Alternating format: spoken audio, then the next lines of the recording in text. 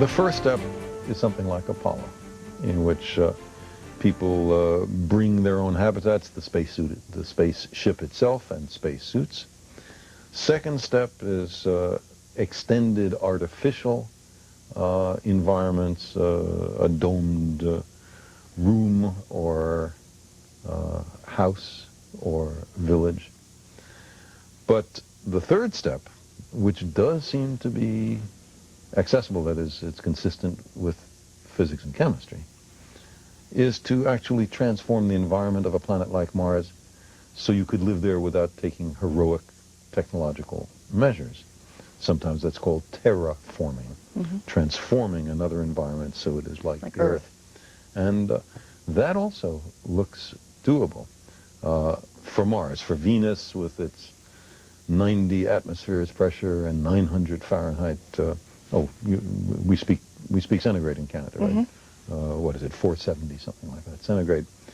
In surface temperature, that's a much tougher nut to crack. But Mars not. And as I say, all of this seems very blue sky, very science fiction-y. What are we talking about? But that's because we think of it in terms of doing it today. And of course, we can't do it today. It's too expensive and it's too difficult. But as time goes on, the urgency will become clearer. The technology will become more available. The enterprise will be increasingly less expensive. And there's a time when the curves will cross, and it will be cost-effective.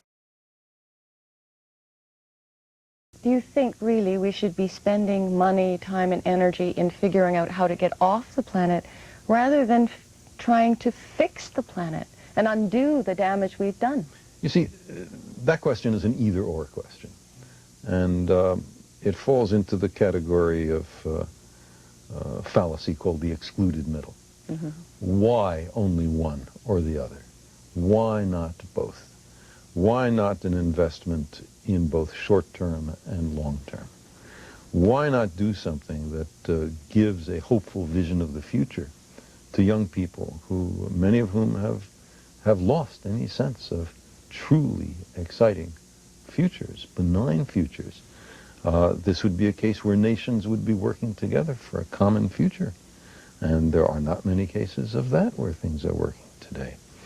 Also, why is it fixing things here, including the environment, versus space? Why not fixing things here, including the environment, versus the military?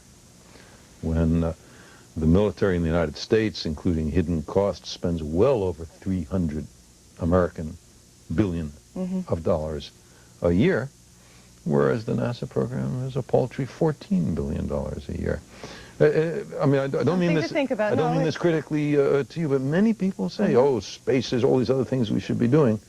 But the military in a post-Cold War era, when there is no strategic threat from any superpower, it's very strange that we don't ask that question in the context of defense budgets. Thank you very much for this, Dr. Sagan.